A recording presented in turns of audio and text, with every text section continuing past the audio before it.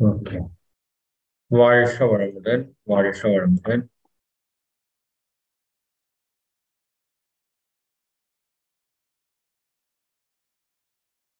வாழ்க வளமுடன். நண்பர்கள் அனைவருக்கும் இனிய மதிய வணக்கங்கள். வாழ்க வளமுடன் என்ற வாழ்த்துக்கள். வாழ்க வளமுடன்.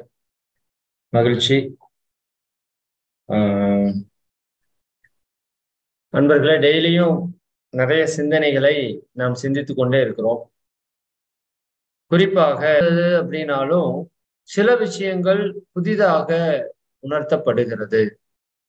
அதுல இன்னைக்கு நாம் சிந்திக்கக்கூடிய சிந்தனை கூட சென்ற வகுப்பிலே ஒரு இன்ட்யூஷன் மாதிரி வந்த ஒரு விஷயம்தான். எனக்கு அது புதுசா இருந்தது. உங்களுக்கு எப்படி இருக்குன்னு தெரியல. சரி, அதை நம்ம சிந்தனைக்கு எடுத்துக்குவோம். ஆனா அது ஒரு மிக பிரம்மாண்டமான ஒரு மாற்றத்தை நம்ம வாழ்க்கையில ஏற்படுத்தும் அப்படிங்கிற நம்பிக்கை எனக்கு முழுமையா வந்தது. அதாவது நம்ம லைஃப் இருக்கு இல்லைங்களா, நம்ம வாழ்க்கையில நம்ம எல்லாருமே இறை உணர்வுக்காக போராடி கொண்டிருக்கிறோம். அதான் உண்மை. இந்த பாவ கர்ம வினைகளை கழித்து மீண்டு செல்வதற்காக ஒரு பெரும் முயற்சி எடுத்திருக்கிறோம். இப்போ அது ஷார்ட்டா மிக எளிமையா அச்சீவ் பண்ணணும் அப்படின்னா அதுக்கு என்ன பண்ணலாம்? சரிங்களா? இன்னும் இறைவனை நோக்கி நாம போறது ஒரு வழி, இறைவனை நம்ம நோக்கி வர வைக்கிறது ஒரு வழி. 2 வழி இருக்கு. இறைவனும் நாமளும் இணையறதுக்கு 2 வழி இருக்கு. ஒண்ணு, நாம இறைவனை நோக்கி செல்லக்கூடிய வழி. இன்னொன்று, இறைவனை நம் பக்கம் வர வைக்கக்கூடிய ஒரு வழி. இது 2 விதமா பிரிச்சோம் அப்படின்னா, நாம இறைவனை நோக்கி செல்லக்கூடிய வழிக்கு பேரு பயிற்சிகள் அப்படின்னு பேரு. சரிங்களா? பயிற்சிகளை நம்ம எந்த அளவுக்கு தீவிரப்படுத்துகிறோமோ, வைராகியத்தோடு செய்கிறோமோ, அந்த அளவிற்கு நாம் இறைவனை நோக்கி நெருங்கி கொண்டே இருக்கோம். உடற்பயிற்சி ஆகட்டும், காயகல்பம் ஆகட்டும், தியானம் ஆகட்டும், தற்சோதனை ஆகட்டும், ஜீவகாந்த பெருக்கம் ஆகட்டும், மௌனம் ஆகட்டும். இந்த பயிற்சிகள் எல்லாம் நம்ம என்ன பண்ணுது அப்படின்னா, நம்மள நம்ம ஒரு ஒரு பொல்யூட்டட் சோலா இருக்கிறோம் இல்லையா? அப்படித்தானுங்க. ஒரு தேவையற்ற விஷயங்கள் எல்லாம் கலந்த ஒரு கல்லு மாதிரி இருக்கும். அப்ப நம்ம கிட்ட இருக்கிற விஷயங்களை செதுக்க செதுக்க செதுக்க செதுக்க உள்ள இருக்கிற இறைத்தன்மை கூட நாம போய் இணையறதுக்கான ஒரு முயற்சியை நாம் எடுத்துக்கொண்டே இருக்கோம். சரி, இன்னும் ஒரு பக்கம் என்ன அப்படின்னு பாத்தீங்கன்னா, இறைவனை நம்மை நோக்கி வர வைக்கக்கூடிய ஒரு செயல்பாடு அப்படிங்கிறது தான் இந்த பக்கம் பயிற்சின்னு வச்சுக்கிட்டோம்னா, இந்த பக்கம் சேவை என்று நாம் சொல்றோம். அப்போ சேவை நம்ம எந்த அளவுக்கு பிறருடைய வாழ்க்கையில துன்பத்தை போக்கிக் கொண்டே இருக்கிறோமோ, அந்த அளவிற்கு இறைவன் நம்ம பக்கம் வருவான் அப்படின்னு சொல்லி நான் சொல்லல, மகான்கள் சொல்றேன். சரிங்களா? 2 கையை கூப்பி இறைவனை தொழுதால் நீ இறைவனுக்கு அருகில் செல்லலாம். ஒரு கையால் பிறருக்கு உதவி செய்தால் இறைவன் உன்னை நோக்கி வருவான் அப்படிங்கிறத அன்னை தெரசா அவர்களுடைய ஒரு அற்புதமான வாசகம். அப்போ இறைவனுடைய செயல் தான் பிறர் துன்பத்தை போக்குறது இல்லைங்களா? இறைவனுடைய செயல் என்ன? பிறர் துன்பத்தை போக்குறது. அப்ப அந்த செயலை நாம செய்யறோம் அப்படின்னா நம்ம கிட்ட இறைவன் வந்துதான் ஆகணும். நம்ம கிட்ட இறைவன் வந்துதான் ஆகணும். அப்ப அந்த விதத்துல இந்த 2 செயல்களை நீங்க மனதுல தெளிவாக வைத்துக் கொள்ளுங்கள். நீங்கள் இறைவனை நோக்கி போகணும்னா பயிற்சிகள், இறைவனை உங்களை நோக்கி வர வைக்கணும்னா சேவைகள். அப்ப நான் பயிற்சிகளை விட்டுட்டு சேவைகள் மட்டும் செய்யலாமான்னா அது சரியா வராது. நீங்கள் பயிற்சிகள் செய்வதே சேவைகள் செய்வதற்கு தான். சரியாங்களா? இந்த உடலை நாம் நலமாக வைத்துக் கொள்வதற்கே இந்த மக்களுக்கு நல்லா சேவை செய்யணுங்கிறதுக்காகத்தான். மெயின் ரீசன் அதுக்கு தான். அப்பதானே பாவ கர்ம வினைகளை கழிக்க முடியும்னு நம்ம சொல்றோம். சரிங்களா? அந்த விதத்துல இப்படி 2 ட்ராக் இருக்கு. நாம 2யுமே பண்ணிட்டு இருக்கோம். அதுதான் ஏன் மனவளக்கலை இவ்வளவு சிறப்பா இருக்குன்னா, நம்ம 2யுமே பண்றோம். அட் அ டைம்ல இறைவனை நோக்கி நாமும் போறதுக்கு முயற்சி பண்றோம். இறைவனை நம்மளை நோக்கி வர வைக்கிறதுக்கு முயற்சி பண்றோம். 2ம் ஒரு குறிப்பிட்ட ஸ்டேஜ்ல சீக்கிரம் ஜாயிண்ட் ஆகுறப்ப என்ன ஆகுதுங்க? ஈஸியா நம்ம அந்த நிலையை அடைய முடியுது அப்படிங்கிறது நம்ம வச்சிருக்கோம். ஆனா இதுல என்னன்னா, அந்த சேவை செய்யற இடத்துல ஒரு ஈகோவோட சேவை செய்தோம் அப்படின்னா இறைவன் நம்ம பக்கம் வரமாட்டான். சரிதானுங்களா? அது ஒரு ரொம்ப முக்கியமான விஷயம். சேவை செய்தா இறைவன் நம்ம பக்கம் வருவான். ஆனா என்ன மனோநிலையில இருந்து சேவை செய்கிறோம் அப்படிங்கிறது ரொம்ப ரொம்ப முக்கியம். சரிதானுங்களா? நான் நேற்று ஒரு இடத்துக்கு போயிருந்தோம். ஒரு சுவாமிகள், யோகானந்த பாரதி சுவாமிகளுடைய குரு பூஜை விழாவுக்கு என்னை அழைச்சிருந்தாங்க. பேசுறதுக்காக போயிருந்தோம். ரொம்ப நல்ல சூழல். நம்ம இதுக்கு பக்கத்தால தர்மபுரியில இருந்து ஒரு 20 கிலோமீட்டர் பாலக்கோடுன்னு சொல்லிட்டுங்க, கடமடை அப்படிங்கிற ஒரு ஊர்ல யோகானந்த பாரதி சுவாமிகள் ஒருத்தங்க அங்க சமாதி ஆயிருக்காங்க 27 ஆண்டுகளுக்கு முன்னாடி. அங்க போனா அங்க என்ன பெரிய சிறப்புன்னு பாத்தீங்கன்னா, நல்ல இயற்கையான சூழல், ஃபுல்லா விவசாயம். இடம் அட்மாஸ்பியர் வந்து ஒரு சொர்க்கம் மாதிரி இருந்தது அந்த இடமே. ஆஹ் அங்க ஒரு ஒரு நல்ல இது வந்து சைவ சித்தாந்தத்தின்படி அவரை கொண்டு வந்திருக்காங்க இந்த 27 ஆண்டுகளா. பாக்குறவங்க எல்லாருமே காலை தொட்டு தொட்டு கும்பிட்டாங்க. நமக்கு காலை தொடுறதுனாலே அலர்ஜி இல்லையா? மகரிஷி வேற கண்டிஷன் கரெக்டா கொடுத்துட்டு போயிட்டாரு. எல்லாரும் தெய்வம், சரிதாங்களா? ஒரு தெய்வம் இன்னொரு தெய்வத்தினோட காலில் விழுகிறது சரியில்லைங்கிறது மகரிஷியோட கான்செப்ட். அதான் இருக்கிறதுலே பீக் மகரிஷி கிட்ட. அப்ப அங்க போனா எல்லாரும் கால் விழுகும். நான் இன்னொன்னையும் கவனிச்சேன். பெரியவங்க சின்னவங்க 2 இருக்காங்க. அப்ப சின்னவங்க போய் காலில் விழுகிறப்போ நான் பார்த்தேன் பெரியவங்களும் காலில் விழுகிறாங்க. எனக்கு அது பெரிய ஆச்சரியமா இருக்கு. கையெடுத்து கும்பிட்டா கையெடுத்து கும்பிட்றன்னு ஒரு பழக்கம் இருக்குன்னு வச்சுக்கோங்க. ஆனா அவங்க 2 பேருமே காலில் விழுகிறாங்க. சரி, எனக்கு இதுதான் வாய்ப்பு கிடைச்சதுடா. ஏன்னா நம்ம காலில் வந்து ஒருத்தங்க விழுந்தாங்கன்னா கஷ்டம். ஆனா எல்லாருமே வந்து விழுகிறாங்க. அப்போ நான் என்ன பண்ணிட்டேன், அந்த டெக்னிக் நல்ல டெக்னிக் தான். நீங்க காலில் விடுங்க, நானும் காலில் விடு, 2 பேரும் சரிதாங்க. கீழே குமிஞ்சு காலை தொட்டு கும்பிட்டுக்கிற மாதிரி ஒரு சூழல் போச்சு. அப்ப இது எவ்வளவு பெரிய விஷயமா இருங்க. நம்மளோட டோட்டல் நம்ம ஈகோவை, நீ எப்பேற்பட்ட ஆளா வேணா இரு, பெரிய பெரிய பணக்காரங்களும் வந்து காலில் விடுறாங்க, வயசானவங்க வந்து காலில் விடுறாங்க. சரிதானுங்களா? அப்ப இதுல என்ன ஒரு சூட்சுமத்தை அந்த சைவ சித்தாந்தம் அமைச்சிருக்கு அப்படின்னா, டோட்டலா சரண்டர். சரிதானுங்களா? டோட்டலா சரண்டர். நான் ஒண்ணுமே இல்லை அப்படிங்கிறத ஒவ்வொரு நபரை பார்க்கும் போதும் சரண்டர் பண்றதுக்கான ஒரு விஷயமா அங்க கொடுத்துருக்காங்க. ஆனா நீங்க இது உண்மையாலுமே அந்த ஆப்போசிட்ல இருக்கிற நபர் மனிதர் அல்ல, அவர் ஒரு இறைவனுடைய வெளிப்பாடு. அவர் ஒரு ஆத்மா, அழிவற்ற ஒரு ஆத்மா. அந்த ஆத்மாவுக்கு நான் வந்து நமஸ்காரம் பண்ணிக்கிறேன், அந்த ஆத்மாட்ட நான் சரண்டர் ஆகிறேன், என்னோடதுங்கிறது இங்க ஒண்ணுமே இல்லை அப்படிங்கிற ஒரு பரிபூரணமான மனோநிலையில நான் விழுந்தோம் அப்படின்னா நிச்சயமா இறைவன் நம்ம கிட்ட வந்துடும். புரியுதுங்களா நான் என்ன சொல்றேன்? சர்வீஸ் பண்றதையே, செய்யற செயல்களையே இறை அர்ப்பணமாக அந்த விஷயத்த செய்யறதுக்கான சூழலை அவங்க உருவாக்கி கொடுத்துருக்காங்க. ஆனா இப்ப நம்ம அப்படிதான் செய்யறோமாங்கிறது ஒரு பெரிய கேள்வி. அது நீங்க நமக்கு நாமே கேள்வி கேட்டுட்டோம். சரி, எனக்கு அது ஞாபகம் வந்து அதனால சொல்றேன். ஏன்னா நான் காலில் விழுகிறதே பெருசுன்னு நினைச்சீங்கன்னு வச்சுக்கோங்க. காலில் விழுகிறதே தன்முனைப்பு போறதுக்கு, காலில் விழுகிறதாலேயே தன்முனைப்பு நிறைய பேருக்கு. நான் எல்லாரும் காலையும் விழுகிறேன். இது எவ்வளவு பெரிய ஒரு ஆப்போசிட்டான திங்கிங். உங்களுக்கு புரியுது இல்லையா? எல்லாம் அண்டர்ஸ்டாண்ட் பண்ணுவீங்கன்னு. அப்போ அந்த மாதிரி நாம செய்யக்கூடிய சேவை முழுக்க முழுக்க எந்த விதமான எதிர்பார்ப்பும் இல்லாம டோட்டலா இறை அர்ப்பணமா இருக்கு. சரிங்களா?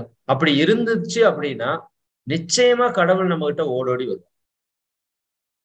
இன்னைக்கு கூட ஒரு அம்மா அவங்ககிட்ட பேசுறப்ப, நீங்க என்னங்கய்யா ஏதாவது வசியம் பண்றதுக்கு ஏதாவது மந்திரங்கீது சொல்றீங்களா அப்படின்னு சொன்னாங்க. சரிதானுங்களா? அப்படியெல்லாம் ஒண்ணும் யாரும் பண்றது இல்லை. ஆனா ஏன் அது நடக்குது அப்படின்னா, நம்ம உள்ள இன்னர்ல பியூரா இருந்தோம்னு வச்சுக்கோங்க, நாம எங்கேயுமே நம்மளை முன்னிறுத்த வேண்டாம், எதையும் நம்ம எதிர்பார்க்கல. சரிதானுங்களா? ஏன்னா நம்மளுக்கு நல்லா தெரியும் நம்மள ஒண்ணுமே இல்லைன்னு. சரிங்களா? அது ரியலைஸ் பண்ணவங்களுக்கு நல்லா தெரியும் நம்மள ஒண்ணுமே இல்லைன்னு. ஏன்னா எல்லாத்தையுமே இயற்கையை தான் நம்மகிட்ட கொடுத்துருக்கு, இன்க்ளூடிங் அத்தனை தத்துவங்களையும் குருதான் நமக்கு கொடுத்துருக்காரு. இப்ப நாமங்கிறது என்ன இருக்கு இங்க? ஒண்ணுமே இல்லை. சரி, எல்லாம் சரியா நடக்கணும், அதுல நம்ம தொந்தரவு பண்ணாம இருந்தா போதுங்கிற அளவுக்கு ஒரு மனநிலையில நம்ம எங்கெல்லாம் வேலை பார்க்கறோமோ அங்கெல்லாம் இறைசக்தி உள்ள வர்றதை நான் பார்க்கிறேன். அதுவும் குறிப்பாக ஒவ்வொரு நேரடி நிகழ்ச்சியிலையும் அந்த இறையினுடைய ஆற்றல் அந்த இடத்துல இருக்கிறத என்னால உணர முடியுது. அவங்கதான் வழி நடத்துறாங்க இல்லையா? அப்ப அந்த விதத்திலே நான் ஒரு சிந்தனை இன்னைக்கு உங்களுக்கு பகிர்ந்துக்கு போறேன். இதை சிந்தனைக்கு எடுத்துக்கோங்க. சில சிந்தனைகள் எனக்கு இப்போ குறிப்பிட்ட காலமா ஒரு சில சிந்தனைகள் நிறைய வர்றதில்ல. ஆஹ் மகரிஷி அவங்க அதை சொல்லியிருப்பாங்கன்னு எனக்கு உள்ள இன்னரா தாட் வந்து மகரிஷி அவங்க இதை சொல்லியிருப்பாங்க. ஆனா நாம் அதை கேட்டிருக்கோம். ஆக்சுவலா நான் சொன்னேன்னு கூட இதெல்லாம் சொல்ல முடியாது. போன இதுல கூட நான் சொன்னேன், வஞ்சம் வேண்டாம், மன்னிப்பா மாத்திக்கங்கன்னு மகரிஷி சொன்னாங்க. ஆனா அதற்கு ஒரு படி மேல போய் நம்ம மன்னிக்கிறதுக்கே நமக்கு வந்து ரைட்ஸ் கிடையாது. நாம அவங்களுக்கு நன்றி தான் செலுத்தணும். இப்ப வஞ்சத்தை நன்றியுணர்வா மாத்தணுங்கிற மாதிரி நான் ஒரு விஷயம் சொல்லியிருந்தேன். ஆக்சுவலா இது என்னுடைய சிந்தனையை எடுத்துக்காதீங்க. எனக்குள்ள குருவே சொல்ற மாதிரி தான் நான் ஃபீல் பண்றேன்.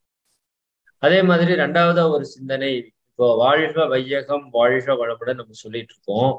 இன்னும் மகரிஷி இன்னும் கொஞ்சம் விரிஞ்சு போறதுக்கு அடுத்த ஸ்டெப் கொடுக்குறாங்க. வாழ்க பிரபஞ்சம் வாழ்க வளமுடன் அப்படின்னு நம்ம சொல்லலாம்.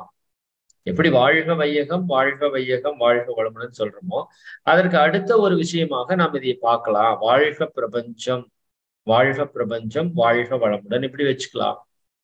இன்னும் மனசு விரியுது இல்ல? சரிதாங்க, மன விரியணும். அதுதானே மகிழ்ச்சி அவங்களோட நோக்கம். அந்த வையகம் நல்லா இருக்கணும், நாம இன்னும் ஒரு படி மேல போய் இந்த பிரபஞ்சம் நல்லா இருக்கணும் அப்படின்னு நினைக்கிறோம். சரிதாங்களா? இன்னும் அடுத்த நிலையில வாழ்க இறைநிலை. அப்ப நம்ம இறைநிலைக்கு நன்றி செலுத்தக்கூடிய ஒரு நிலையா இது ஒரு விஷயம். ரெண்டாவதா மூணாவதா வந்த விஷயத்தை தான் நான் இன்னைக்கு உங்க கூட ஷேர் பண்ண போறேன். இது எல்லாமே நீங்க சிந்தனைக்கு எடுத்துக்கோங்க. நான் சொல்றேன்னு நம்ப வேண்டாம், சிந்தனைக்கு எடுத்துக்கோங்க. எடுத்துட்டு உங்க லைஃப்ல அப்ளை பண்ணி பாருங்க. பார்த்துட்டு சக்சஸ் ஆச்சுன்னா எனக்கு ஃபீட்பேக் கொடுங்க. அதை நம்ம இன்னும் நிறைய மக்களுக்கு சொல்லலாம். ஆனா சக்சஸ் ஆகும். ஏன்னா எதுவுமே வந்து இது நான் சொல்ற மாதிரி எனக்கு ஃபீல் ஆகல. இயற்கை சொல்லுது. நானும் யோசிச்சு பாக்குறேன், இது கரெக்டு தானா அப்படின்னு யோசிச்சு பாக்குறேன். என்னோட அறிவுக்கு இது ஏற்கக்கூடியதா இருக்குது. அதனால நான் உங்க கூட ஷேர் பண்ணிக்கிறேன். யாரு கூட நான் மெயினா ஷேர் பண்ண முடியும்? உங்க கூட தான் ஃபர்ஸ்ட் ஷேர் பண்ண முடியும். சரி, அந்த விதத்துல இப்போ நம்ம லைஃப் போயிட்டு இருக்கு. நம்ம லைஃப்ங்கிறது என்ன? கர்ம வினையை கழிக்கிறதுக்கான ஒரு ப்ராசஸ். சரிங்களா? சரி, கர்ம வினையை நம்ம கழித்து கொண்டே இருக்கோம். எப்படி உடல்ல நோயா வந்து கழிக்கிறோம், மனதுல குழப்பங்கள் வந்து கழிக்கிறோம், வாழ்க்கையில சிக்கல்களாக வந்து கழிக்கிறோம் இல்லைங்களா? இதுதான் வாழ்க்கை. இந்த மூணு வந்துட்டே இருக்கு நம்ம லைஃப்ல. அப்ப நம்மளுடைய பாவ வினைகள் கொஞ்சம் கொஞ்சமா கழிஞ்சுட்டே இருக்கு. சரி, இப்போ இந்த சிக்கல்கள் வர்றப்ப நம்ம மனோநிலை எப்படி இருக்கு அப்படின்னு நீங்க கொஞ்சம் யோசித்து பாருங்க. சிக்கல்கள் வர்றப்ப சிக்கல்களை நாம பார்க்கிற பார்வை நேர்மறையான பார்வையா இருக்கா அல்லது எதிர்மறையான பார்வையா இருக்கா? சிக்கல்கள் வரட்டுன்னு நம்ம நினைக்கிறோமா இல்ல சிக்கல்கள் வரக்கூடாதுன்னு நினைக்கிறோமா? பொதுவாக எல்லாருமே எனக்கு பிரச்சனையே வரக்கூடாது என்றுதான் நினைக்கிறோம். சரியாருங்களா? ஏதோ பிரச்சனை வெளியிலிருந்து வருவது போல நமக்கு ஒரு மயக்க நிலையில் இருக்கும். எல்லா பிரச்சனைகளுக்கும் காரணம் என்னுடைய கருமையத்தில் இருக்கிற பதிவுகள் தான் அப்படின்னு நம்ம உணர்றதில்லை. அப்ப பிரச்சனைகள் வரக்கூடாதுன்னு நினைக்கிறது தவறில்லை. அந்த பிரச்சனைக்கு காரணம் வெளியில் இருக்கிற நபர்களோ பொருட்களோ தான் அப்படின்னு நினைக்கிறது மிகப்பெரிய தவறு. அப்ப நான் பிரச்சனை வரக்கூடாது அப்படின்னா என்னுடைய கர்ம வினையை நான் முழுமையாக தீர்த்து கொள்ளணும். அதற்கு தான் பயிற்சியும் சேவையும் நம்ம எந்த அளவுக்கு தீவிரமாக செய்கிறோமோ அந்த அளவுக்கு நம்ம கர்ம வினையை கழித்துக் கொள்வதற்கான சூழல் நல்லா அமையும். பயிற்சிகளாலே கர்ம வினைகள் கழியும், நிச்சயமா கழியும். இதுல எனக்கு முழு நம்பிக்கை இருக்கு. ஏன்னா உதாரணத்துக்கு நான் அடிக்கடி சொல்லியிருக்கேன், ஒருத்தர் ஸ்மோக் பண்றாரு, ஒரு செயல் செய்யறாரு, நுரையீரல் கெட்டு போச்சு. சரிதாங்களா? ஒரு செயலை செய்யறீங்க, நுரையீரல் கெட்டு போச்சு. இப்ப அதுக்கு ஒரு மாற்று செயல் செஞ்சீங்கன்னா நுரையீரல் நல்லாயிரும் இல்லையா? அப்போ ஒரு செயல் செஞ்சு ஒரு பதிவு உருவாயிருக்குன்னா அதற்கு ஆப்போசிட்டா இன்னொரு செயலை செஞ்சு அந்த பதிவை சரி பண்ணவும் முடியும். இதுதான் உண்மை. அப்ப நம்ம தெரிந்தோ தெரியாமலோ ஒரு தவறு செய்து பிறருக்கு துன்பம் கொடுத்து ஒரு கர்மா உருவாக்கி இருந்தோம்னா, தெரிந்தோ தெரியாமலோ நன்மை செய்தீங்கன்னா அந்த கர்மா கழியுங்கிறத நான் மனப்பூர்வமா நம்புறேன், ஏற்றுக்கொள்ளவும் செய்யறேன். ஏன்னா இது வந்து எனக்கு பொருந்துற மாதிரி இருக்கு. அப்ப அந்த விதத்துல இந்த உடலை பல்வேறு விதத்துல இயக்கி பல துன்பங்களை பிறருக்கு கொடுத்து பெற்ற பாவப்பதிவுகளை உடற்பயிற்சி மூலமாகவும், உயிரில் பெற்ற பாவப்பதிவுகளை காயகல்பத்தின் மூலமாகவும், மனதினுடைய பதிவுகளை தியானம் மற்றும் அகத்தாய்வு பயிற்சிகளாலும், நம்ம காந்தத்தில் இருக்கிற பதிவை ஜீவகாந்த பெருக்கு பயிற்சியாலும் போக்கிக் கொள்ள முடியும்னு நான் நம்புறேன். வலிமையா நம்புறேன்.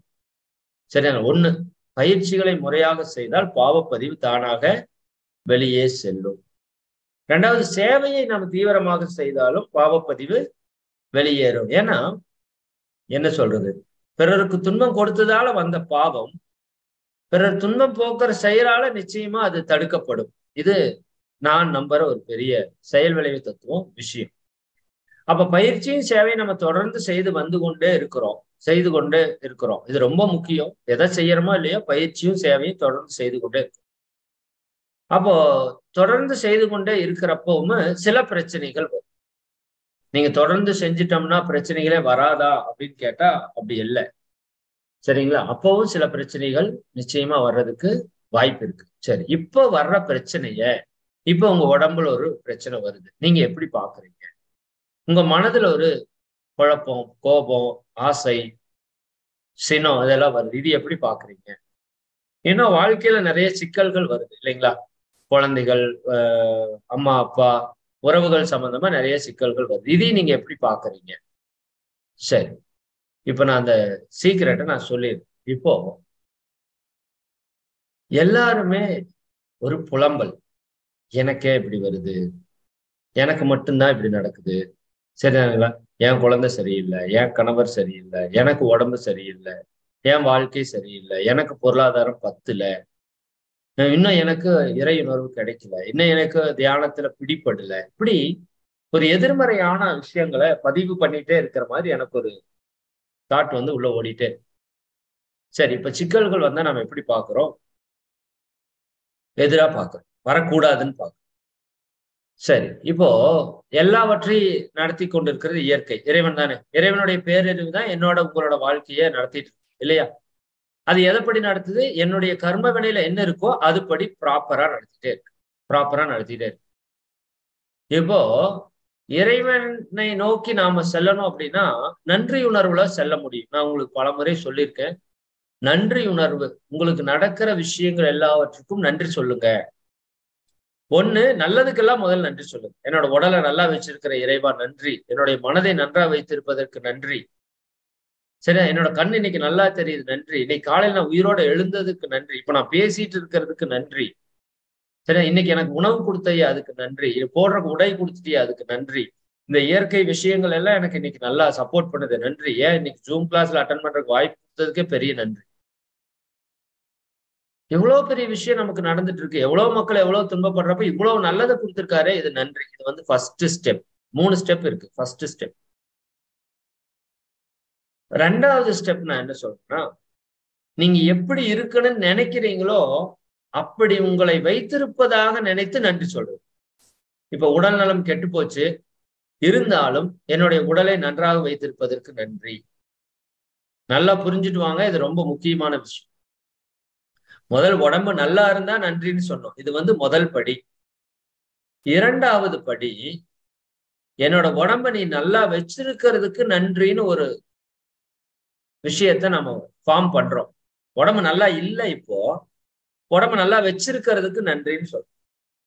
இப்ப பொருளாதாரத்துல கொஞ்சம் தேவை இருக்கு, ஆனா பொருளாதாரத்துல நீ நல்லா வச்சிருக்கிறதுக்கு இறைக்கும் பிரபஞ்சத்திற்கும் நன்றி அப்படின்னு சொல்லிட்டு நம்ம பிரபஞ்ச ரகசியத்தில் நிறைய பேசியிருக்கோம். உங்க பையனுக்கு இன்னும் திருமணம் ஆகல, என்னோட பையனுக்கு மிக அற்புதமாக நிறைவான ஒரு திருமணம் நடந்ததற்கு இறைக்கும் பிரபஞ்சத்திற்கும் நன்றி அப்படின்னு நம்ம சொல்றோம். இன்னும் நான் தொழில்ல உயரணும், ஆனா தொழில கொஞ்சம் சிக்கலா இருக்கு, அப்ப தொழில நான் உயர்வதற்கு இறைக்கும் பிரபஞ்சத்திற்கும் நன்றி அப்படின்னு சொல்றோம். இது செகண்ட் ஸ்டெப்.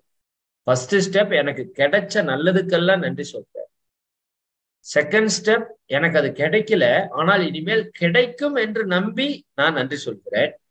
ஏன்னா நீங்க எதை நினைக்கிறீங்களோ அது நடக்கும். அதுதான் ப்ராசஸ். இப்ப நான் சொல்றது தேர்டு ஸ்டெப். ரொம்ப கவனமா கேளுங்க. இது கொஞ்சம் ட்விஸ்ட் ஆகிற மாதிரி இருக்கும், ஆனா சிம்பிளா தான் இருக்கும். கேளுங்க.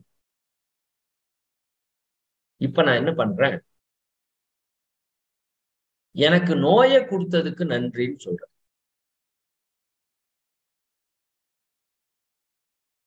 ரொம்ப முக்கியமான விஷயம். எனக்கு உதாரணத்துக்கு நான் சொல்றேன், எனக்கு ஒரு டைஜஷன் ப்ராப்ளம் இருக்கு, சரியா மோஷன் போகல. நான் இறைவன் என்ன சொல்றேன், எனக்கு இந்த டைஜஷன் ப்ராப்ளம், மோஷன் சரியா போகாம இருக்கிறதுக்கு நன்றின்னு சொல்றேன்.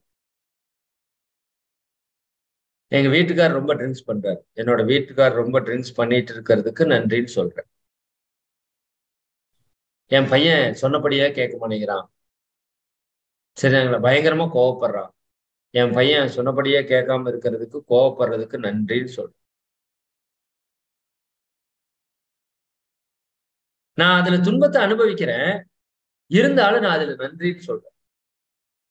இது நல்லா கவனிங்க, இது கொஞ்சம் ட்ரிக்கான விஷயம்தான். உங்களுக்கு எடுத்தோன்னே ஏற்றுக்கொள்ள முடியாது, எனக்கும் அப்படிதான் இருந்தது. ஆனா சிந்திச்சு பார்த்தா இது ஏற்றுக்கொள்ற மாதிரி தான் இருக்குது. ஏப்பா நல்லதுக்கு நன்றி சொல்ல சொன்னீங்க, ஓகே. கெட்டது நடக்குது, ஆனா அது நல்லதா மாறிடுங்கிறதுக்கு நன்றி சொல்ல சொல்றீங்க, ஓகே. ரெண்டுமே அக்செப்டட். கெட்டதுக்கே நன்றி சொல்ல சொல்றீங்களேப்பா, இது எப்படிப்பா? அப்படி தேங்க் பண்ணலாமா? தேங்க் பண்ண முடியுமா? எங்க மாமியார் என்னை திட்டுறாங்க, எங்க மாமியார் என்னை திட்டுறதுக்கு நன்றி என்னால சொல்ல முடியுமா? பொருளாதாரத்துல ஒரு லாஸ் ஆயிடுச்சு, இந்த பொருளாதார லாஸ் ஆனதுக்கு நான் நன்றி சொல்ல முடியுமா அப்படின்னு ஒரு கேள்வி உங்களுக்குள்ள வருது. சொல்ல முடியும். உண்மையான ஆன்மீகவாதி என்றால், இறைவனை உண்மையாலுமே நீங்கள் நம்புகிறீர்கள் என்றால், நீங்கள் நிச்சயமாக சொல்வீர்கள். நான் சொல்றேன், நான் சொல்றேன். நீங்க சொன்னதால நிறைய மாற்றங்களையும் பார்க்கிறேன். அது உங்ககிட்ட ஷேர் பண்றேன், சரிங்களா? இப்ப நான் அதுக்கு ஒரு உதாரணம் சொன்னா உங்களுக்கு புரியும். உங்க குழந்தை, இந்த உதாரணம் உங்களுக்கு ஈஸியா ரீச் பண்ணும். உங்க குழந்தைக்கு நல்ல ஒரு சாப்பாடு கொடுக்குறீங்க, நல்ல ஒரு உணவு கொடுக்குறீங்க, சரிங்களா? சாப்பிட்டுட்டு அம்மா ரொம்ப நன்றிம்மா, நல்லா இருந்துச்சுமா அப்படின்னு சொல்லுது, சரிங்களா? நீங்களும் சாப்பிட்டு பாக்குறீங்க, நல்லா இருக்கு, தேங்க்ஸ் சொன்னீங்க. உங்களுக்கு ஒரு சந்தோஷம் வருமா வராதா? சந்தோஷம் வரும், ஒரு மகிழ்ச்சியா இருக்கும். ஓகேவா? சரி. ரெண்டாவது, செகண்ட் ஸ்டேஜ், சாப்பாடு கொஞ்சம் நல்லா இல்லை, அவங்க என்ன சொல்றாங்க, சாப்பாடு இன்னும் கொஞ்சம் நல்லா இருந்திருந்தா சூப்பரா இருந்திருக்குமா, ஆனா நல்லா இருந்தது அப்படின்னு சொல்றாங்கன்னு வச்சுக்கோங்க. அப்போ உங்களுக்கு ஒரு சந்தோஷம். நீங்களும் சாப்பிட்டு பாக்குறீங்க, கொஞ்சம் நல்லா இல்ல, அடுத்த தடவை சரியா பண்ணிடலாம் அப்படின்னு யோசிப்பீங்களா இல்லையா? சீரியஸா நான் சொல்றேன், இப்ப சொல்ற உதாரணம் கூட நான் முன்னாடி சிந்திக்கல. இப்ப எனக்கு பிரசன்ட்ல லிங்க்ல வந்துட்டு இருக்கிற விஷயம், சரிங்களா? இது நான் யோசிக்கல. சரி, நான் அப்படியே சொல்றேன், என்ன சொல்லணும்னு தெரியல, இருந்தாலும் நானே சொல்றேன், அதே வருது. அப்போ சாப்பாடு நல்லா இருக்குதுன்னு சொல்றாங்க, சந்தோஷம், மகிழ்ச்சி, நம்ம நல்லா பண்ணியிருக்கோம் அப்படின்னு ஒரு சந்தோஷம். ரெண்டாவது, சாப்பாடு கொஞ்சம் நல்லா இல்ல, இருந்தாலும் நன்றிமா, நீங்க அடுத்த தடவை இன்னும் நல்லா பண்ணுவீங்கன்னு சொன்னா அதுலயும் ஒரு திருப்தி தான் வருது, பெரிய ஒரு கவலையெல்லாம் வரல. இப்போ உங்க குழந்தைக்கு உடம்பு சரியில்லை, உங்க குழந்தைக்கு உடம்பு சரியில்லை, பாவக்காயில ஒரு ஜூஸ் எடுத்து குடிச்சா சரியா போகும்னு சொல்றாங்க. பாவக்காய், சரியானுங்களா? பாவக்காய் ஜூஸ் நீங்க குடிச்சிருக்கீங்களா? குடிச்சா ரொம்ப கஷ்டமா இருக்கும், அப்படியே கொமட்டிட்டு வரும், சரியாங்களா? குடிக்கிறது ரொம்ப கஷ்டம். உங்க குழந்தை சின்ன குழந்தை, ஒரு 7 வயசு 8 வயசு 5 வயசு இருக்கு 6 வயசு இருக்குன்னு வச்சுக்கோங்க, உதாரணத்துக்கு வச்சுக்கோங்க. அந்த குழந்தைய உடம்பு நோயில கஷ்டப்படுது, நீங்க பாக்குறீங்க, உங்களுக்கு ரொம்ப கஷ்டமா தான் இருக்கு. உங்க குழந்தை கஷ்டப்படுறது பார்த்தா உங்களுக்கு கஷ்டமா இருக்குமா, சந்தோஷமா இருக்கு? ரொம்ப ரொம்ப கஷ்டமா தானே இருக்கும். உங்களுக்கு கஷ்டம் வர்றதை விட உங்க குழந்தைக்கு கஷ்டம் வந்தா உங்களுக்கு ரொம்ப கஷ்டமா இருக்கு. அதனால இறைவன் சில கர்ம வினைகள் நம்ம கிட்ட போக்குறதுக்காக நம்ம குழந்தைகளுக்கு வினை கொடுத்து, சரி, சிலர் அனுபவிச்சே தீர்க்கணும்னு வந்திருக்கிறோம்ல. நமக்கு துன்பம் கொடுத்தா கூட நம்ம அவ்வளவு அனுபவிக்க மாட்டோம். நமக்கு நெருங்கிய உறவுகள்ல, பற்று இருக்கிற உறவுகள்ல ஒரு துன்பத்தை கொடுத்தான்னா நம்ம பயங்கரமா அனுபவிப்போம், சரியாங்க? அப்ப நல்லா யோசிச்சு பாருங்க, உங்க குழந்தைக்கு உடம்பு சரியில்லைனாலே உங்களுக்கு மிகப்பெரிய துன்பம், மிகப்பெரிய துன்பம். அதை பார்த்து உங்க மனசு என்ன பண்ணுது? வருந்துது, கஷ்டப்படுது. உங்க குழந்தைய விட அதிகமா கஷ்டப்படுது. இப்ப வைத்தியர் வேற சொல்லிட்டாரு, பாவக்காய் ஜூஸே அந்த குழந்தைக்கு பச்சையா கொடுக்கணும் அப்படின்னு. சரிதானுங்களா? இப்போ நீங்க பாவக்காய் ஜூஸ் அடிப்பீங்க, அடிக்கிறப்பவே உங்க மனசு கஷ்டமா தான் இருக்கும். ஆனா ரெடி பண்றீங்க, ப்ரிப்பேர் பண்றீங்க, பாவக்காய் ஜூஸ் ப்ரிப்பேர் பண்ணிட்டீங்க. இப்ப கொண்டு போய் உங்க குழந்தைகிட்ட டம்ளர்ல கொடுக்குறீங்க. அது என்ன பண்ணுது? அந்த பாவக்காய் ஜூஸ அப்படியே சந்தோஷமா வாங்குது. அதுல உடம்புல துன்பமா இருக்கு, ஆனா உங்ககிட்ட அது எப்படி வாங்குது? சந்தோஷமா வாங்குது. இன்னும் அது குடிக்குது. குடிக்கிறப்ப உங்ககிட்ட எதுவுமே சொல்லல. எனக்கு ஏன் நீ பாவக்காய் ஜூஸ் கொடுத்த, எனக்கெல்லாம் இப்படி நீ கொடுப்பியா, நீ எல்லாம் அம்மாவா, அப்படிலாம் எதுவுமே சொல்லல. முதல்ல அப்படித்தான் சொல்லும், நமக்கும் கோபம் வரும். அதனோட நல்லது தானே செய்யறோம், அது ஏன் இப்படி எல்லாம் சொல்லுதுன்னு கோபம் பயங்கரமா வரும். இப்ப அது எதுவுமே சொல்லல, கம்முன்னு வாங்கிருச்சு, அப்படியே குடிக்குது. நீங்க பாக்குறீங்க, அது முடியாம குடிக்குது வேற. அப்படியே வாமிட்டா வருது, அப்படியே ஒரு மாதிரி அருவருப்பா இருக்குது, அதனோட உடலும் சரியில்லை, இதை குடிக்கிறதும் கஷ்டமா இருக்கு. புரியுதுங்களா? இதெல்லாம் பார்த்தீங்கன்னா உங்களுக்கு எப்படி இருக்கும்? உங்க கண்ணுல கண்டிப்பா தண்ணி வந்து, சரிங்க. அதான் ஒண்ணுமே சொல்லாம வாங்கி அது குடிச்சிட்டு இருக்கு. அம்மா கொடுத்தா சரியா தான் இருக்குன்னு அது குடிச்சிட்டு இருக்கு. சரிதாங்க. அப்ப உங்களோட தன்மை எப்படி போகும்னா வேற லெவல்ல போயிருக்கு தன்மை. சரிதாங்களா? கொஞ்ச நேரம் கழிச்சு கஷ்டப்பட்டு குடிச்சு முடிச்சிருச்சு, உன்னால பார்க்கவே முடியல. சரிங்களா? திருப்பி கொண்டாந்து டம்ளர் கொடுத்துட்டு, அம்மா ரொம்ப நன்றி அப்படின்னு சொல்லிச்சுன்னு வச்சுக்கோங்க. உங்களுக்கு எப்படி இருக்கும்? எப்படி இருக்கும்? சரிங்களா? ஓடி போய் அந்த குழந்தைய கட்டி பிடிச்சிருக்க மாட்டீங்க. சரிதானுங்களா? ஏன்னா கொடுத்தது கசப்புன்னு தெரியும், அதுக்கு உடம்பு சரியில்லைங்கிறது தெரியும். ஆனா அதைய சரி பண்றதுக்கு தான் கொடுத்துருக்கோம்னு தெரியும், வேற வழி இல்லைன்னு தெரியும். இந்த எந்த இடத்துலயுமே அந்த குழந்தை எதிர்க்காம போராடாம அதை குடிச்சிட்டு ரொம்ப நன்றின்னு சொல்லுச்சுன்னு வச்சுக்கோங்க. என்ன சொல்லுவாங்க, கல் நெஞ்சும் கரையும் சொல்லுவாங்கல்ல, அப்படி கரையும். நிச்சயமா கரையும். சரிங்களா? அப்ப அம்மா ஓடி வந்து என்ன பண்ணிக்குவாங்க, அந்த குழந்தைய கட்டி தழுவிக்குவாங்க. அந்த குழந்தைய கட்டி தழுவுன உடனேயும் அந்த அம்மாவனுடைய அன்பினுடைய சக்தி என்ன ஆகும்னா, அந்த குழந்தை முழுசா ஆட்கொள்ளும். அந்த குழந்தைகிட்ட இருக்கிற துன்பம் எல்லாம் வெளியே போகும். இது இயற்கையில நடக்கிற, நம்ம வீட்டுல நடக்கிற ஒரு ப்ராசஸ். ஒரு ப்ராசஸ். இது இப்படி நீங்க அனுபவத்துல பண்ணிருக்கீங்களான்னு தெரியல, ஒரு ப்ராசஸ். சேம் இதே இடத்துல குழந்தையாக நம்மளையும், அம்மாவாக இறைவனையும் இறைநிலையும் நீங்க இமேஜின் பண்ணிப்பாரு. குழந்தை இருக்கிற இடத்துல நாம, அம்மா இருக்கிற இடத்துல இறைநிலை. சரிங்களா? சாதாரண 6 அறிவு இருக்கிற மனிதனுக்கே தன்னோட குழந்தைக்கு ஒரு துன்பம் கொடுக்கணும் அப்படின்னா, துன்பம் வந்துருச்சு அப்படின்னா எவ்வளவு கஷ்டப்படுறங்கிறது நமக்கு தெரியுது. சரிங்களா? இறைவன் அவனோட குழந்தைங்க நம்ம. சரிங்களா? நாம கஷ்டப்படுறத பாக்குறதுக்கு அவன் விடுவானா? அவன் சந்தோஷமா இருப்பானா? ஒரு செகண்ட் யோசித்து பாருங்க. சரிதானுங்களா? அழகா சொல்லுவாங்க, ஒரு பானையை உற்பத்தி பண்ணவன் அந்த பானையை கீழே போட்டு உடைக்கிறது பார்த்தா சந்தோஷமா இருப்பானா? சத்தியமா இருக்க மாட்டான். ஒரு சாப்பாடு சாம்பார் வச்சவங்க அந்த சாம்பாரை வீண் பண்ணா சந்தோஷமா இருப்பாங்களா? கண்டிப்பா இருக்க மாட்டாங்க. அப்ப எவ்வளவு பெரிய உயரிய நோக்கத்துக்காக உங்களை என்னையும் அவன் உற்பத்தி பண்ணியிருக்கான். நாம துன்பப்படுறதுக்கு அவன் விடுவானா? துன்பப்படணும்னு நினைப்பானா? சத்தியமா கிடையாது. ஆனால் ஆனால் நம்ம கர்ம வினைகள் சில விதிகளுக்கு உட்பட்டது தானே.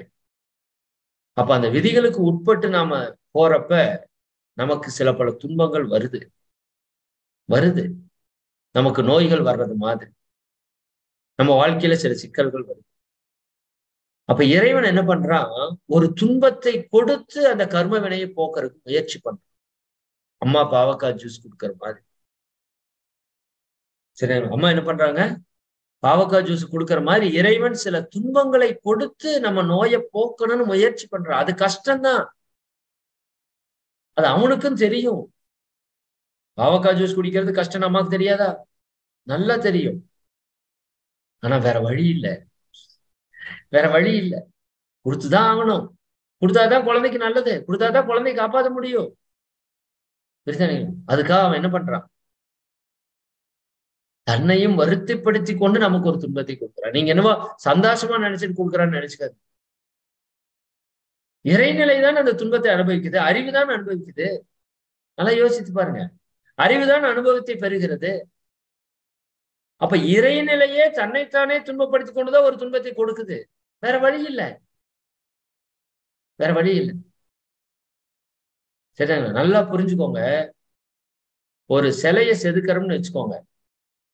ஒரு சிலையை செதுக்குறோம், அந்த கல்லு வலிக்குதுங்குது, கல்லு வலிக்குதுங்குது.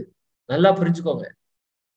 கல்லுக்கு மட்டும் வலி கிடையாது, கல்லுக்கு மட்டும் வலி கிடையாது, உளிக்கும் வலி இருக்கு.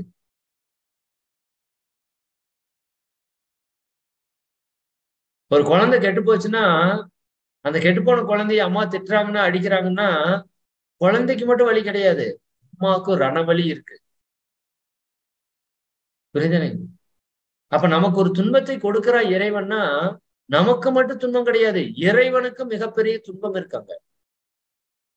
ஆனா வேற வழி இல்லை, வேற வழி இல்லை. அது சிலையா மாறணும்னா, உயரணும்னா, பிறர் வணங்கத்தக்கதா மாறணும்னா, சரிங்களா, அனுபவிச்சுதான் ஆகணும், அனுபவிச்சுதான் ஆகணும். அந்த நோய் குணமாகணும்னா நீங்க கசப்பு மருந்து சாப்பிட்டுதான் ஆகணும். அப்ப நம்ம கர்ம வினை போகணும்னா சில துன்பங்களை நம்ம அனுபவிச்சுதான் ஆகணும். ஆனா கூட இறைவன் இருக்கிறாங்கிறது புரியல நமக்கு, அதுதான் இப்ப தொந்தரவே. சரிங்களா? துன்பத்தை கொடுக்கறவன் கூடயே இருந்துதானே கொடுக்குறா. அவனுக்கு தெரியும் என்ன லிமிட்ல கொடுக்கணும், எவ்வளவு கொடுக்கணும், சரி எந்த இடத்துல நிறுத்தணும், எல்லாமே அவனுக்கு தெரியும். நீங்க டோட்டல் கம்மன் இருந்தா போதும். இப்ப நான் என்ன சொல்றேன், இப்ப நமக்கு ஒரு துன்பம் வந்துருச்சு, பாவக்காய் ஜூஸ் குடிக்கிற மாதிரி ஒரு துன்பம் வந்துருச்சு. அந்த துன்பத்தை அந்த குழந்தை எப்படி வாங்குச்சு பாத்தீங்களா? எந்த விதமான எதிர்ப்பும் இல்லாம அப்படியே வாங்கிருச்சு. உற்ற நோய் நோன்றல், இந்த குறள் தெரியலையே உங்களுக்கு? உற்ற நோய் நோன்றல், உயிர்க்கு உருகன் செய்யாமை, அற்றே தவத்தின் உரு. எது வந்தாலும் ஏற்றுக்கொள்ளுதல், மகிழ்ச்சியாக ஏற்றுக்கொள்ளுதல், நிறைவாக ஏற்றுக்கொள்ளுதல், ஆனந்தமாக ஏற்றுக்கொள்ளுதல், இன்பம் வந்தாலும் ஏற்றுக்கொள்ளுதல், துன்பம் வந்தாலும் ஏற்று. இன்பம் எனக்கு நல்லது செய்யுமான்னு எனக்கு தெரியாது, ஆனால் துன்பம் நிச்சயமாக நல்லதை செய்யும். நீங்க சாப்பிட்ற மருந்து நிச்சயமாக, அந்த பாவக்காய் ஜூஸ் உங்களுக்கு நிச்சயமா நல்லது செய்யும். அது மாதிரி இறைவன் கொடுக்கிற துன்பம் உங்களுக்கு நிச்சயமாக நல்லது செய்யும். அவனுக்கு நல்லா தெரியும் இவங்களுக்கு என்ன கொடுத்தா சரியாகும். அப்ப அந்த துன்பத்தை எப்படி ஏற்றுக்கொள்ளணும்? நன்றியுணர்வோடு ஏற்றுக்கொள்ளணும். இறைவா அந்த துன்பத்தை கொடுத்ததற்கு நன்றின்னு நீங்க சொல்லி அந்த துன்பத்தை மகிழ்ச்சியாக அனுபவிச்சு ஏற்றுக்கொண்டீங்கன்னு வச்சுக்கோங்க. கஷ்டம்தான், கஷ்டம்தான். சரிங்களா? ஒரு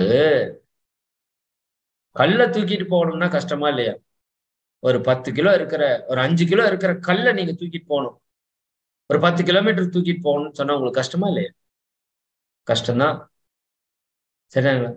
அதே உங்க குழந்தைய தூக்கிட்டு போறப்ப உங்களுக்கு கஷ்டமா இருக்கா? சந்தோஷமா இருக்குல்ல, மகிழ்ச்சியா இருக்குல்ல? புரியுதா இல்லைங்களா? யாராவது உங்க மேல உச்சா போயிட்டாங்கன்னா கஷ்டமா இருக்கா இல்லையா? கஷ்டமா தானே இருக்கு. இதே போறீங்க, ஒரு குழந்தைய எடுக்கிறதுக்கு போறீங்க, ஃபர்ஸ்ட் டைம் போறீங்க, உங்க மேல அந்த குழந்தை உச்சா போயிடுச்சு, உங்களுக்கு கஷ்டமா மகிழ்ச்சியா? சந்தோஷமா சொல்றீங்களா? என் மேல உச்சா போயிடுச்சுன்னு சொல்றீங்கல்ல. கஷ்டத்தை கஷ்டமாவும் பார்க்கலாம், கஷ்டத்தை மகிழ்ச்சியாவும் பார்க்கலாம். நான் அதான் கணக்கப்பட்டி சாமியில 1000 தடவை சொல்லிட்டேன். உங்க வீட்டுக்காரர் திட்டுறது நீங்க கஷ்டமா பாக்குறீங்க, அதே வெளியே ஏதோ ஒரு சாமியார் போய் திட்டினாருன்னா அது சந்தோஷமா பாக்குறீங்க. புரியுதா இல்லைங்க? அப்ப பாக்குறது நம்மளோட மனோநிலையில தான் இருக்கு. சரிங்களா? எனக்கு தெரிஞ்ச உச்சகட்டமான செய்தியா இன்னைக்கு என்னுடைய அறிவு கெட்டின செய்தியா நான் சொல்றது என்னன்னா, எனக்கு வந்திருக்கிற பிரச்சனைகளை எல்லாம் நான் பரிபூர்ணமாக மனப்பூர்வமாக ஏற்றுக்கொண்டு அதைய முழுக்க முழுக்க எந்த விதமான எதிர்ப்பு உணர்வுமின்றி நான் அனுபவிக்கின்றேன் என்றால், கூடவே இறைவனுக்கு நன்றி சொல்லிக் கொண்டே அனுபவிக்கின்றேன் என்றால் என்ன நடக்கும் தெரியுங்களா? இறை சக்தி பரிபூரணமாக நம்மை ஆட்கொள்ளும். என்னுடைய இறைவன், என்னுடைய இறைநிலை எனக்கு எக்காலத்திலும் துன்பம் தராது, தீமையை செய்யாது அப்படிங்கிற ஒரு மிகப்பெரிய பிலீவ் சிஸ்டம் உங்ககிட்ட இருந்ததுன்னா தான் நீங்க அதை செய்ய முடியும். சும்மாவெல்லாம் செய்ய முடியாது.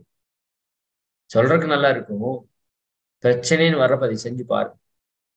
அப்படி நீங்க உண்மையாலுமே மனப்பூர்வமா செஞ்சிட்டீங்கன்னா நீங்க இறைவனை நோக்கி போக வேண்டாம். இறைவன் தானாக ஒவ்வொரு இடத்திலையும் உங்களை ஆட்கொண்டு காக்கிறதையும் உங்களுக்கு அருள்வதையும் நீங்க பார்க்க முடியும். இதுதான் எனக்கு வந்த செய்தி. அந்த செய்திய ஒரு 2 நாள் தாமதமா உங்களுக்கு கொடுத்துருக்கேன். நேற்றுக்கு அந்த உரையிலேயே அங்க கொடுத்துட்டேன். சரிதானுங்களா? அப்போ நமக்கு கிடைச்ச செய்திய மக்களுக்கு கொடுத்தரணுங்கிறதா மகரிஷியோட கான்செப்ட். ஒரு செகண்ட் கூட விட்டு வைக்க கூடாது. அதனால சென்னை நிகழ்ச்சியில வந்தது, அங்க இருக்கிற அன்பர்களுக்கு கூட இதைய முழுசா நான் சொல்லல, சிம்பிளா தான் சொல்லி விட்டுட்டேன். ஆனா இப்ப நம்ம அன்பர்களுக்குன்னு வர்றப்ப இது நம்ம முழுசா சொல்லணும்னு தோணுச்சு, நான் சொல்லிட்டேன். நீங்க சிந்தனைக்கு எடுத்துக்கோங்க. உங்களுக்கு நடக்கிற நல்ல விஷயங்களுக்கு எல்லாம் நன்றி சொல்லுங்க. உங்ககிட்ட இருக்கிற விஷயங்கள் எல்லாத்துக்கும் நன்றி சொல்லுங்க. உங்களுக்கு இருக்கிற சில பல பிரச்சனைகளுக்கு அது நல்லா மாறிட்டதா நன்றி சொல்லுங்க. அதற்கும் மேல ஒரு படி மேல போய் உங்களுக்கு வரக்கூடிய பிரச்சனைகளை மனதார ஏற்றுக்கொண்டு மகிழ்ச்சி உணர்வோடு அதை அனுபவித்து நீங்கள் நன்றி சொல்லீர்களே ஆனால் நிச்சயமாக இறை சக்தி பரிபூரணமாக உங்களை ஆட்கொண்டே தீரும். இது இன்றைய செய்தி. சரிங்களா? சிந்தனைக்கு எடுத்துக்கோங்க, செய்து பாருங்க. உங்கள்கிட்ட இருக்கிற பிரச்சனையெல்லாம் போகணுங்கிறீங்கல்ல, அந்த பிரச்சனைக்கு ஒரு 48 நாள் நன்றி மட்டும் சொல்லுங்க. வேற ஒண்ணும் சொல்ல வேண்டாம். இப்ப இத்தனை நாள் பிரச்சனை எதிர்த்து போராடணும் இல்லையா? பிரச்சனை சரி ஆகல. பிரச்சனை நீங்க எதிர்த்து போராடுனீங்க, பிரச்சனை சரி ஆகல. புரியுதானுங்களா? ஏன்னா பிரச்சனை எதுக்கு நமக்கு புரியல. நம்ம அதை எதிர்த்து போராடிட்டோம். சரிங்களா?